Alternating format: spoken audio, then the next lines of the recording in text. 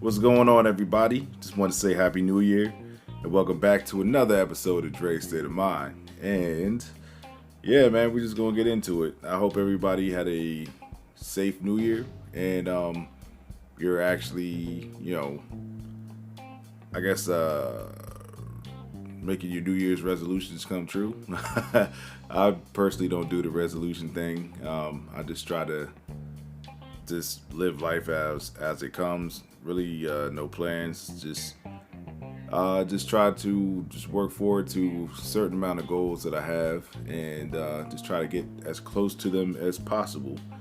But yeah, that's pretty much it, man. Like, so I hope everybody's New Year is starting off right, and so pretty much, if you haven't been, I guess, like, if you've been under a rock and you don't know about the Damar Hamlin situation in football, as you don't have to be a football fan to know exactly what's going on with that. On Monday night, there was a game between the Cincinnati Bengals and the Buffalo Bills. The Bills came to Cincinnati, and pretty much like this game had major implications for possible AFC number one seed in the playoffs. The Bills pretty much have a good, well, between the Bills and the Chiefs or whatever. The Bengals are in the mix as well, but when they had a nice little grip on the number one seed in the AFC, and pretty much going into I want to say it's the second quarter. So I was watching the game. It's either the first or second quarter, but I know like the Bengals were up 7-3. It was a routine pass. Pretty much a routine play. Damar Hamlin went to go tackle T. Higgins, and typical football play. T. Higgins went to go brace for impact and lowered his shoulder. Anticipating the hit that was coming from Hamlin, and he lowered his shoulder, and I guess like his shoulder went into Hamlin's chest, and pretty much like it just looked like a routine tackle. Hamlin went to get up off the ground. He took 2 steps and then he just stumbled and fell back, and pretty much like he just looked like he was unconscious. So from my standpoint, when I seen it, I just thought like, all right, he pretty much, like, maybe he has a concussion or something like that, like he's out or something like that. But it turns out it was something far more serious than that. He had actually went into cardiac arrest, during a nationally televised game, which in my lifetime, like, I've never seen that before. Like, I've never seen that. I've seen, injuries where, dudes have become paralyzed or partially paralyzed, and that's serious within itself, but never something where, someone almost died during the game. Like, and that's only really happened one time in the NFL. It was in 1960, I think it was in the 1970s, if I'm not mistaken. And I believe it was a game between the Bears and the Lions. So pretty much, yeah, we haven't seen something like that serious in like years. And pretty much the person who was in question, well, that I brought up, who had passed away during the NFL game, was Chuck Hughes. He was a Detroit Lions wide receiver. Like, he had actually passed away like during the game. He was 28 years old. It was 1971, October 24th, and pretty much like the Lions were down 28-23, and Hughes caught a 32-yard pass, his first catch of that season, and he was tackled. Several plays later, with 62 seconds left in the game, he fell face down on the ground, clutching his chest. He suffered a fatal heart attack. Frantic attempts to revive him, including medical personnel pounding on his chest, were unsuccessful. So that was like the only time really where someone had actually passed away during an NFL game. Now with Damar Hamlin, luckily, they had first responder, pretty much like on the sideline and stuff like that. So that pretty much their quick work and performing CPR, and then they had the heart defibrillator and stuff like that on the field as well. That pretty much helped save Damar Hamlin's life, and pretty much as of yesterday, actually like going into the later on at night, they were saying that he was showing signs of I guess like being working his way out of the worst of it. And as of today, they said the breathing tube, he was taking off the breathing tube. He's breathing on his own. His neurological reactions are normal, and pretty much he FaceTimed his team, the Buffalo Bills, and gave them pretty much an inspiring speech and everything like that. So he's not out of the woodwork yet, but everything is looking good, and pretty much says his recovery is fairly remarkable, explaining that he appears to be neurologically sound, that his lungs have shown improvement, that he is able to move his hands and feet. Now, while cautioning Hamlin that Hamlin is still in critical condition and won't be discharged until he can breathe on his own, which he's beginning to breathe on his own now. This marks a really good turning point into his ongoing care. Now, that Hamlin is not just alive, but alert and asking questions is a tribute to medical personnel and medical personnel on site and on Monday night in Cincinnati. So Pritz and Knight went out of their way to heap praise on Bill's athletic training staff, admitting it's fair to say that the outcome would have been far more tragic if they had not immediately recognized the gravity of the situation.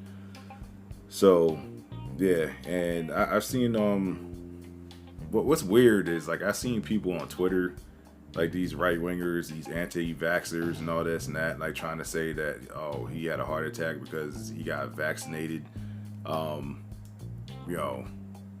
And I'm just like, that's not what happened. And you actually had like doctors and shit like on Twitter explaining to these people exactly what happened. Like it was blunt force trauma, like to his chest that like actually like kind of stopped his heart. Actually, it did stop his heart, and then like they had to resuscitate him back and doing CPR and with the external defibrillator and stuff like that. But it's just weird. Like y'all motherfuckers is weird as hell. Like y'all just do whatever to try to push your agenda and not actually believe like medical profession who have actually went to school and actually recognize the signs. And I don't know, man. I just y'all niggas is weird. Like for real. Like uneducated people actually arguing with someone who actually went to school and know what the fuck they're talking about. Like that shit is weird. Like, and then also I've seen some people, and Bart Scott of all people, who was a fucking former player and shit like that, try to put the blame on T. Higgins for what happened to Damar Hamlin. Like it's not T. Higgins' fault. It was a regular football move. I can understand if he actually went out of his way to do something to try to intentionally hurt Damar Hamlin, but he didn't. It was a typical football move. Like all he did was he lowered his shoulder, and he was pretty much embracing for the hit. Like that's what ball carriers do all the time. And I didn't see people like lower the crown of their helmet into motherfucker's chest. So it wasn't even that bad. Like it didn't look that bad from that optics. But I guess like where his shoulder actually hit his chest or whatever, like it actually it did some damage. So so pretty much like people need to stop trying to blame T. Higgins for this shit too. I mean, because he automatically assume that he feels bad that he put a man in the hospital and almost killed him. So I don't know, man. Like, people just weird. Like, on social media, motherfuckers just weird as shit. Like, like, shut the fuck up. Like, first of all, majority of these people be talking about shit that they don't even fucking know because they're not even in that situation, or they have no. Yeah, it's like you're not in the situation, so you don't know what the fuck is going on. You just believe in people that be starting shit on the internet and like just spreading misinformation and lies and rumors and shit like that. But y'all motherfuckers just go ahead and run with it because negativity spreads faster than positivity. And I don't know, man. Like I said, y'all motherfuckers are weird. But I'm just happy to see that, Damar Hamlin is actually, he's getting better. He's progressing. Football getting back on the field should be like the furthest thing on his mind, which they're probably going to, advise him not to play anyway because this could happen again. But pretty much it says speculation from medical experts has been that Hamlin's violent collision with Higgins may have caused a sudden cardiac arrest. It's very rarely a hard blow to the chest could cause potentially fatal disruption of the heart rhythm known as I think it's commatio cordis. And so that's what people were pretty much doctors were pretty much explaining, and people didn't want to listen to them. It was like, it's the COVID-19 vaccination, blah blah blah. Like, yo, shut the fuck up. Y'all niggas don't know shit. Y'all motherfuckers going as far as your extensive studies is like going on conspiracy theory websites on fucking the internet, and then that's it. Like, shut the fuck up. Anyway, now with Hamlin awake, his family and caretakers were finally able to tell him about the nationwide outpouring support he has received since his collapse. NFL fans have donated in droves to a foundation that Hamlin established in 2020 of December to give back to children in the Pittsburgh area community where he grew up. The goal of Hamlin's GoFundMe initially was $2,500 for a holiday toy drive at his mom's daycare center in McKees Rock, Pennsylvania. As of Thursday evening, the donation tally exceeded $7.5 million. So, I mean, that's the silver lining of like this whole, possibly could have been tragic situation, is that, people are donating to his foundation, to help these kids over in the Pennsylvania, but over in the Pittsburgh area. So, that's good. But my thing is, like, even though it's, people are finally donating and stuff like that. I know, most people didn't hear of it and things of that nature, but it shouldn't really take a tragedy or something bad to happen to someone for people to actually be nice and donate to, a worthy charitable donation, a charitable foundation, to help these kids out and things of that nature. But that's another discussion. But yeah, so as of right now, we got good news with Damar Hamlin's situation, and just continuing that he gets better and that he's able to live the rest of his days fully healthy and things of that nature. And I mean, if he gets back on the field, that's icing on the cake. But like I said, that should be the furthest thing far from his mind. And just worry about your quality of life, and you might have to pivot. Unfortunately, that's how life goes. But we'll see what happens. We'll see what happens as his story further develops. But I'm glad that he's awake and he's breathing on his own, and looks like he'll be making a full recovery. So that's all I want to see, and that's all pretty much anybody else wants to see, because his life was more important than that game. And as far as the game goes, the NFL canceled the game. Like, they're not even going to try to play that game anymore. So then they're trying to figure out other ways, possibly a neutral site game. I guess just in case, like, the Bills and the Chiefs actually make it to the AFC Championship game, they'll play at a neutral site or something like that. But yeah, I'm glad that Damar Hamlin is, recovering nicely. So we're gonna leave it at that. And if anything else develops, I'll be on top of that.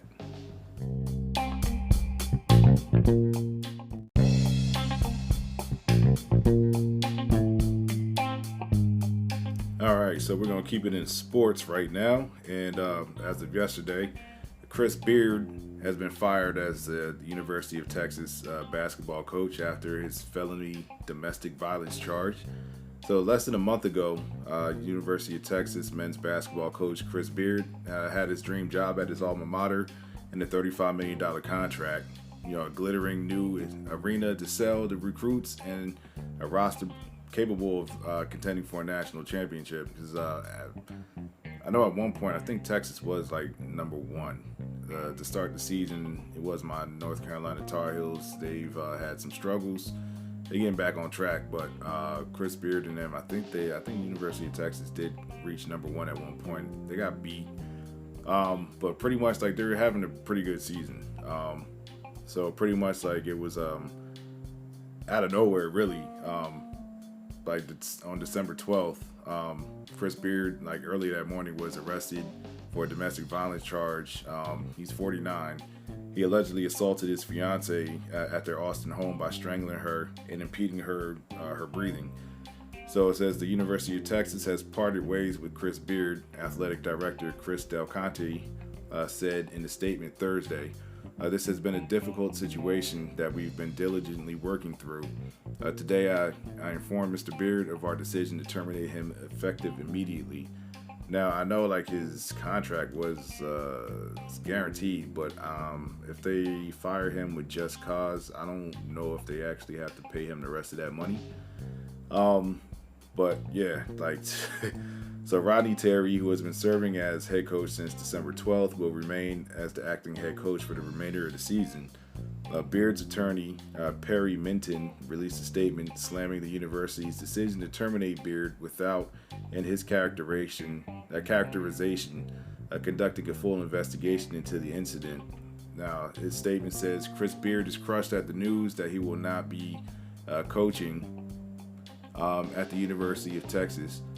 At the outset of Coach Beard's suspension, the university promised that they would conduct an independent investigation surrounding the allegations and make a decision regarding his employment, only after they have done so. They proceed to terminate Coach Beard without asking a single question of him or his fiancée.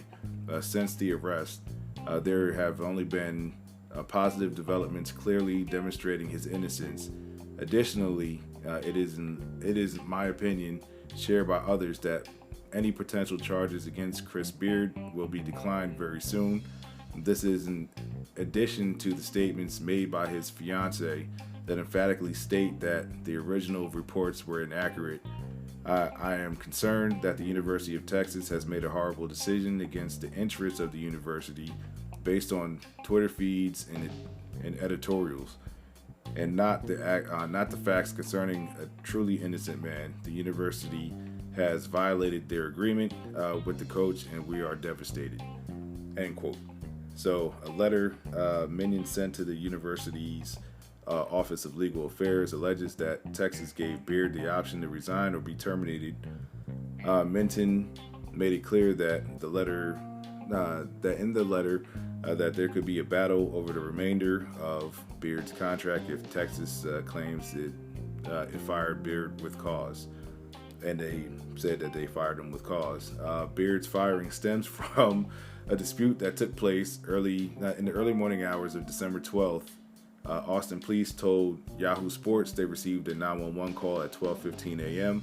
They immediately dispatched officers to a home of the 1900 block of Vista Lane in Terrytown, an upscale Austin neighborhood near the UT campus.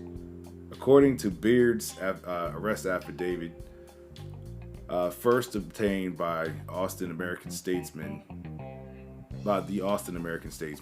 a woman answered the door and identified herself as Beard's fiancée. She said that she and Beard had been upset with each other for a couple of days regarding relationship issues. The argument that night allegedly escalated when the woman became frustrated with Beard, took his reading glasses out of his hand and broke them. Beard, the woman alleges in the affidavit, then followed her back to their bedroom and slapped the glasses she was wearing off her face. As the woman attempted to retrieve her glasses, Beard just, in quotation, snapped and became super violent. She said, according to the arrest affidavit, Beard, the woman alleges, then choked me, threw me off the bed, bit me, bruises all over my leg, threw me around, and is going nuts. She said Beard choked her from behind for like 5 seconds, hard enough that she couldn't breathe. When explaining why she called 911, the woman told police, "I just did not feel safe." Officers on the scene arrested Beard after observing bite marks, cuts, and abrasions on the woman. Beard faces a third-degree felony charge of assault on a member of a family or household by impeding breath circulation, according to the Travis County Sheriff's Office. Now, Beard appeared at the bonding hearing on the afternoon of his arrest, handcuffed and clad in a black and gray striped prison jumpsuit. His bail was set at $10,000. So I guess choking bitches out is not is not warranted. So at a higher bail, but he would have had the money, I guess, regardless anyway. So they set the bail at $10,000. On the condition that for 2 months, Beard does not go within 200 yards of the alleged victim or the Vista Lane home. He has the right to communicate with the victim from afar as long as it's not in any threatening or harassing manner. After posting bond, Beard answered no questions from reporters as he and his attorney exited the jail and climbed into a waiting SUV. Texas suspended Beard until further notice. The evening of his arrest, saying that in the statement, it takes matters of interpersonal violence involving members of his community very seriously. On December 23rd, 11 days after the incident, Beard's fiance released a statement apologizing for the situation and claimed that Beard did not strangle her that night. Now, that's where, because I'm like, somebody got to her. Like, someone was like, you got to retract this statement. Or something like that, or maybe she realized, I'm fucking up the money, or something. Like, I don't know, cause on the initial night, you're telling, people, you're telling these cops that, he strangled me, he choked me out, I couldn't breathe, he bit me, he, scratches, and they see this shit on your body.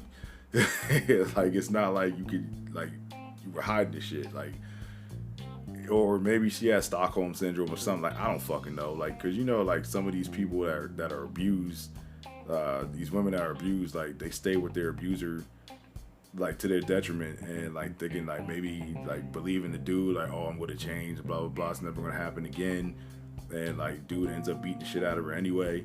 I don't know. So pretty much she tried to make a statement, trying to retract her shit. But it's too fucking late now. It's you waited a whole fucking 11 days afterwards. Chris and I, her statement reads, "Chris and I are deeply saddened that we have brought negative attention upon our family, friends, and the University of Texas, among others. As Chris's fiance and biggest supporter, I apologize for the role I played in this unfortunate event." So, you apologize for getting choked out. I don't fucking understand this shit. But I realized that my frustration when breaking his glasses, even if he broke his glasses, doesn't mean that he should have choked the shit out of you, bit you, and scratched you, and all that other shit.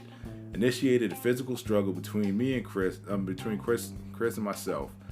Chris did not strangle me, even though, whatever. Did not strangle me, and I told law enforcement that evening. Chris has stated that he was acting in self-defense, and I do not refute that. I do not believe Chris was trying to intentionally harm me in any way. It was never my intent to have him arrested or prosecuted. What the fuck you called 911 for? We appreciate everyone's support and prayers during this difficult time. So that's another reason why, what I'm saying, something happens to a woman, people don't believe women and all that because of this shit. Like, you know what I'm saying? Like, even if they made you backtrack and the shit really did happen, either you lied that he didn't do it, or he did do it and you're trying to lie for this man to try to save his fucking job, which it makes absolutely no fucking sense whatsoever. So that's why motherfuckers don't believe women because of this shit like this. Like, it makes absolutely no fucking sense whatsoever. So, Texas hired Beard April 1st, 2021, after giving him a massive 7-year, $35 million contract to return to his alma mater and revive an underachieving men's basketball program. Beard was held as a home run hire after he led Texas Tech to an Elite Eight appearance in 2018 and the national title game in 2019. The combination of Texas brand and Beard's coaching and recruiting prowess quickly returned the Longhorns to national relevance at the time of Beard's arrest. Yeah, because pretty much they parted ways with Shaka Smart before they actually hired Chris Beard. Shaka Smart, they hired him from they lured him away from VCU, went to Texas. He didn't do too good. Texas was like an average basketball team or whatever, but it's pretty much let's put it this way. The Big 12 when it comes to basketball is pretty much Kansas conference, and then anybody else might win that shit every so often. But pretty much they're looking for someone who can fuck with Kansas, and Kansas has ran the Big 12 for a very long time. So pretty much, so they started off the year at the time of Beard's arrest. Texas was off to its best start in years, sitting at 7-1 overall and ranked number 2 in the AP Top 25 poll. So pretty much, yeah, this is a weird ass situation, and pretty much, I just think she has abused woman syndrome or some shit, if that's even a real thing. Like I said, Stockholm syndrome or something like that, because it's how could you call 911 and say that this man is, and they see the marks on your body and everything like that, and then you're gonna try to retract the statement 11 days later. So if he really did do this shit, I'm glad that he got fired, and he probably won't see jail because she probably won't try to press charges on him, but it doesn't really matter because I think if the state wants to, they can go after his ass anyway. Sort of with the Megan Thee Stallion and Tory Lanez situation, they could pretty much go after him if they have enough evidence or something like that. So we'll see what happens with Chris Beard, but like I said, if he did do this shit, I'm glad he got fired and he needs to be in jail. If he didn't do it and she lied, that's fucked up. But either way, this whole situation is crazy. Yeah, that's all I can really say.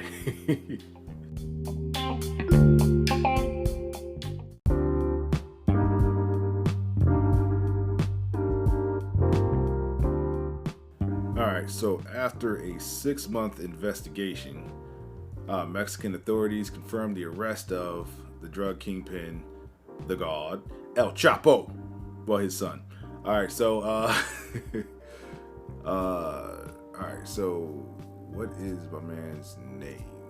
Alright, so the son of notorious Mexican drug cartel leader Joaquin El Chapo Guzman was nabbed Thursday after a 6-month interagency investigation, Mexican authorities confirmed. During an afternoon press conference, Defense Secretary Luis Cresnio Sandoval said Guzman's son, who only identified as Ovidio, I think it's Ovidio, was arrested early Thursday morning, northwest of Calican, I believe it's Culiacan or something like that, in the state of Sinaloa. I'm just fucking this shit up, probably. Sandoval said Guzman was the leader of the Sinaloa faction he called Los Menores, or the juniors, which is also known as Los Chapitos, for the sons of El Chapo. All right, so the National Guard troops spotted SUVs, some with homemade armor, and immediately coordinated with the army as they established a perimeter around the suspicious vehicles and forced the occupants out to be searched. The security forces then came under fire, but were able to gain control of the situation and identify Guzman among those present and in possession of firearms.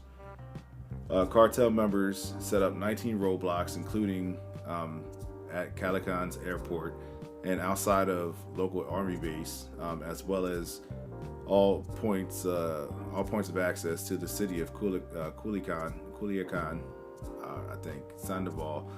Sandoval said, but the Air Force was able to fly Guzman to Mexico City despite their efforts, and he was taken to the offices of the Attorney General's Organized Crime Special Prosecutor. So, Ovidio Guzman, nicknamed the Mouse, had not been one of El Chapo's better-known sons until an aborted operation to capture him 3 years ago. That attempt similarly set off violence in Culiacan that ultimately led President Andres Manuel Lopez Obrador to order the military let him go. Damn, so you put pressure on them niggas.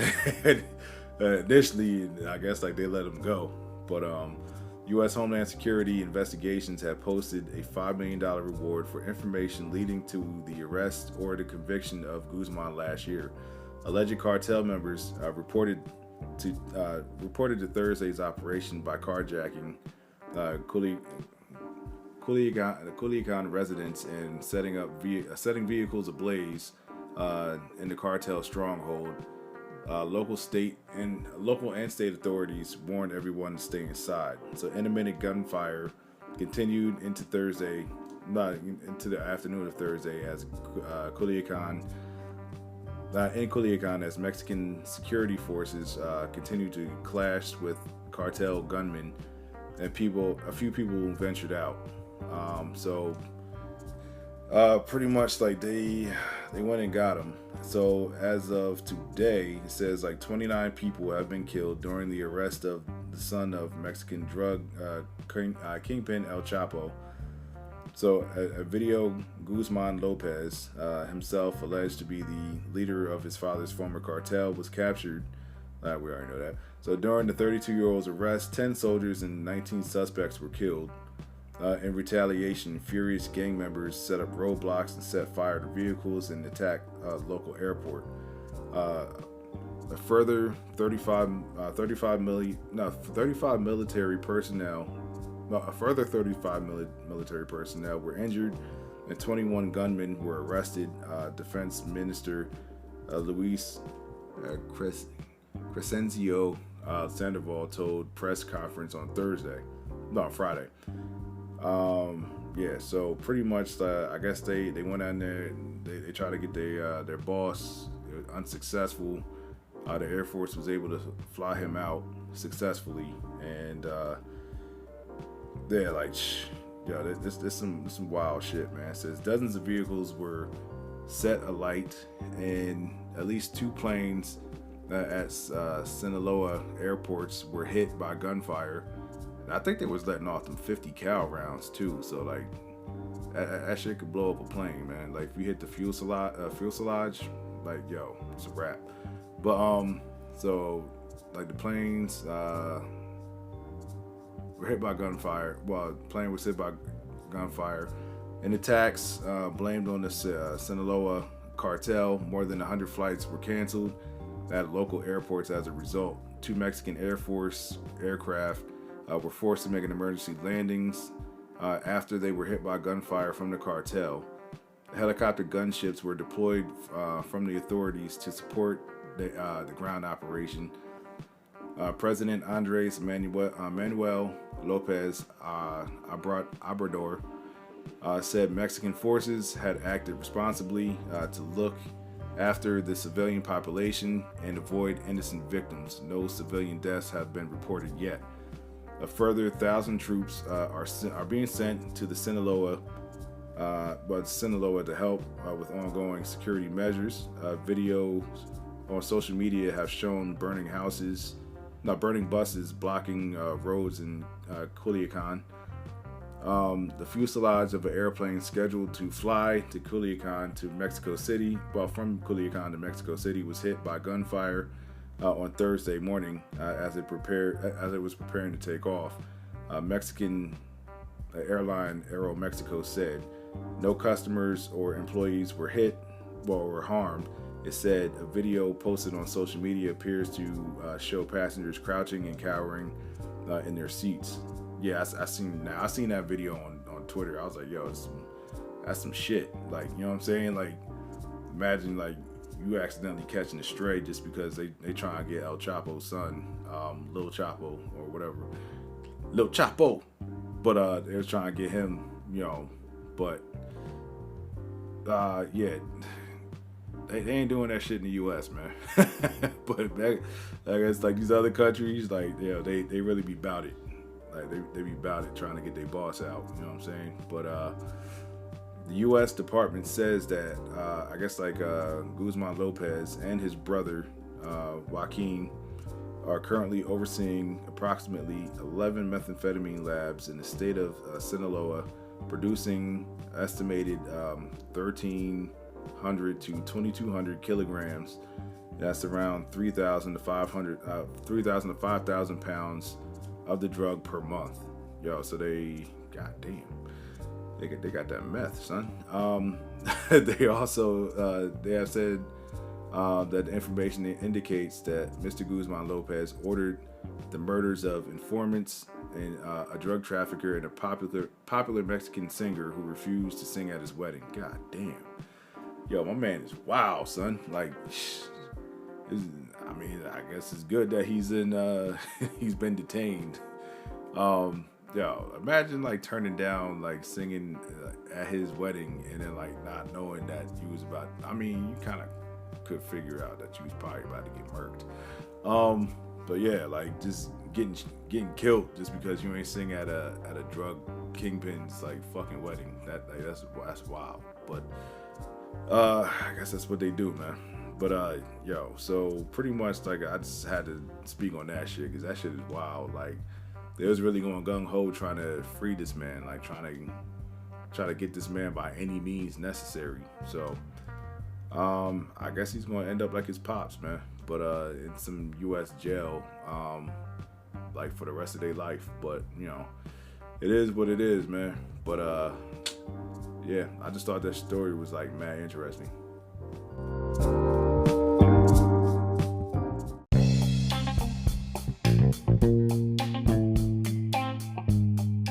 We are only into the 6th day of January, but I think I found Jackass of the Year a candidate already. It's Tay-K. Now, if you don't know who the fuck Tay-K is, most people barely know who he is except for like these little niggas. He's a rapper, alleged rapper. That nigga sucks. But anyway, he took to social media to vent his frustrations about his lengthy prison sentence because he got sentenced to 55 years in bars. He tried to, I guess, play the race card or whatever. The rapper whose real name is Tamar McIntyre, is currently serving 55 years behind bars. In his rant, the now 22-year-old opened up about his criminal history and journey with the justice system. So, in one tweet, he says, "I really just need one chance at adulthood." And then, I bet if I was a little white kid, they wouldn't have gave me 55 years for a crime I was alleged to play the most significant role in when I was 16. They would have rightfully argued that my mind wasn't fully developed and gave me rehabilitation, and the second, in parentheses, first chance at adulthood. Once my co-defendants no, one of my co-defendants was a white girl who was 16, just like me. They didn't certify her as an adult, but they certified me and me and Pimp as adults. Pimp got 30, I got 55. She ended up getting 10 years of probation without no deal. That girl at home right now. Probably because like her role wasn't as significant as yours. But anyway, all right. So pretty much, this is not the first time Tay-K's social media pages have communicated his desire for a second chance. In 2021, the viral rapper shared an Instagram post detailing his upbringing and quest for survival. Due to a toxic home environment, me and my sister were forced to leave home at an early age of 15. Being labeled as a runaway, I engaged in activities I'm not so proud in order to make ends meet. These are the cards I was dealt, and my question today is, did I even have a chance? We don't have a chance. The caption shared. Alright, so in 2017, if you're wondering what the fuck he did, a Texas judge ruled that then 17-year-old Tay-K will be tried as an adult for his connection in the 2016 home invasion that resulted in the death of 21-year-old Ethan Walker. When faced with legal restraints of an ankle monitor, the rapper forcefully removed the electronic device, fleeing the Lone Star State and recording the song "The Race" about his time on the run. Now, in 2019, the, in quotations, "Gotta Blast" rapper was found guilty of murder and 3 counts of aggravated robbery. Tay-K pleaded not guilty to the murder and guilty to aggravated robbery charges in relation to injuring 2 other victims. Now, like I said, he was sentenced to 55 years in prison, ordered to pay $21,000 in fines for the deadly home invasion, 30 years for aggravated robbery, and 2 additional 13-year sentences for the remaining 2 aggravated robbery charges, plus $8,000 in fines. The sentences will run concurrently because he was a minor when the crimes were committed. Still, Tay-K must serve first half of his sentence before he is eligible for parole. The lyrics on the song, "The Race," and screenshots for the music video were used as evidence in his trial. Now, pretty much like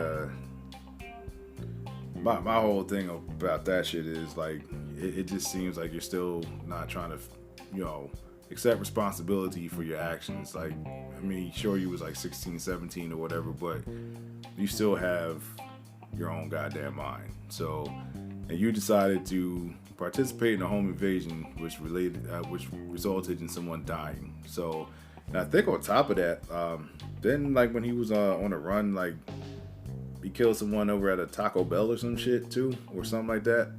I don't know, man. So possibly another person was killed, and pretty much like you still don't want to accept your responsibility in those roles. So, like I said, like you deserve to be in jail, my guy. Talking about you want a second chance, or you deserve a second chance or a chance at adulthood. You gave that shit away when you participated in those fucking activities. That's what motherfuckers don't understand. Like, there are consequences to your actions, my guy. Like, niggas want to be hood, niggas want to be gangster, niggas want to be street. They want to do some street shit and everything like that. But then when it comes time to face those responsibilities for your actions, whether, you get caught slipping in the streets and someone airs you out, or like, someone shoots you, you become disabled or some shit, or you get caught by the law and you gotta do time, and other motherfuckers be snitching and shit like that. Like, one, you probably should have just told.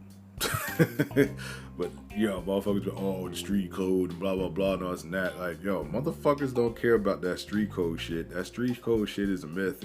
And when motherfuckers get jammed up and they facing them big ass numbers, they're gonna tell on you. So more than likely, someone, I don't know if they claim nobody in that whole crew like told or whatever, but I don't know. Like, pretty much, like, my whole thing is, if you go ahead and do that action, there's gonna be some consequences behind that shit. And like, what's the saying? Like, there could only be like one good outcome and then like 2 or 3 bad outcomes. So pretty much, you got caught along with your mans. Your mans might have told on you because he got 30 and you got 55. So I mean, that's a vast difference. And depending on when he's eligible for parole, he could have probably gave you up. But anyway, that's my whole thing. Like, dog, like you still not showing no remorse, or still trying to deny that you didn't do shit, or that you're not guilty and all this and that. Like, fam, you was there. Y'all was part of the plan and everything like that. Unfortunately, I guess like the plan went wrong when someone died, but still, what the fuck do you expect? Like, what happens when you entering into somebody's house? Like, you know what I'm saying? If they're home, they're going to try to defend their domicile. Like, you know what I'm saying? But anyway, I just was like, yo, this nigga has the audacity to be like, I deserve a second chance, or I deserve a chance at adulthood. You forfeited that shit when you decided to do that stupid shit that y'all did. But that's all I gotta say about that, man. All right, so I just wanted to thank everybody for listening to this episode of Drake's State of Mind. Starting the year off right, trying to get more consistent with this joint, you know what I'm saying? Trying to find more time to record more podcasts, and just whenever I get a chance to be by myself and have some peace and quiet so I can record, no background noises, nothing like that. You know what I'm saying? So that's one of my goals this year, is to record more episodes, and you know what I'm saying, just continue to grow with this podcast, and hopefully be able to interact with other people, other podcasters, and just continue to grow this brand. But I truly thank anybody who's out here listening, giving me your time of day, giving me your ear to listen to what I got to say, and hopefully any of the stuff resonates with you. Feel free to leave a message. There should be a link at the bottom of this, of the podcast, like wherever you're listening to, whether it be Spotify, Apple Podcasts, Google Podcasts, wherever the fuck you're listening to. There should be like a link at the bottom. So if you want to leave a message, like a voice message or something like that, just hit your boy up. Shoot the shit with me. If there's anything you want me to talk about or anything like that, just let me know, and I'll be on it. So, but thank you, and let's start the new year off right. Let's dominate to 2023, and just move forward, and just continue to prosper. All right, I'll catch y'all later. One.